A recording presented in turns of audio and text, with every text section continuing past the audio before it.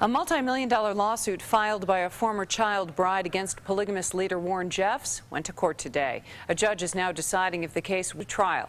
Fox 13's Ben Winslow at the Matheson Courthouse with more. Ben. Yeah, this was a pretty contentious hearing, with being back and forth. Even to the middle of this is wrapped up just a short time ago. Lawyers fought in court over allegations of a secret deal between former child bride Elisa Wall and the man Warren Jeffs forced her to marry, Alan Steed. This deal really wasn't much of a secret, but lawyers for the other side say it's extortion. Please, I would love to sit with you when I can, and when I can, I will. Lawyers for Elisa Wall declined court on their multi-million-dollar lawsuit filed against polygamist leader Warren Jeffs. The fundamentalist, its real estate holdings arm, the United Effort Plan Trust. Wall is reported to be seeking as much as $40 million for her forced marriage at age 14 to her cousin in a ceremony presided over by Jeffs. But lawyers for the trust asked the judge today to dismiss the lawsuit. They say Wall and her ex-husband Alan Steed struck a deal where she'd go easy on him in his criminal case if he wouldn't help the trust. They called it extortion.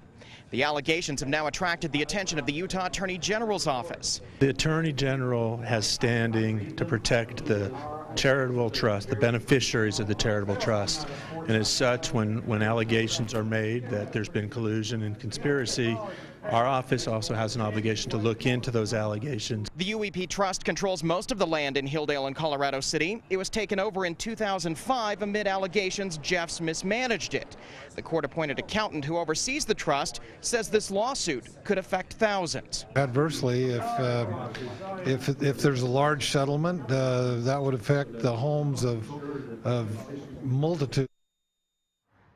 Now, Warren Jeffs is serving a life sentence in a Texas prison on sex crime convictions related to underage marriages. The judge in this hearing today did not make a decision right away. He says he hopes to have a decision next week, as early as next week, on whether this case will go to trial or whether he'll dismiss it.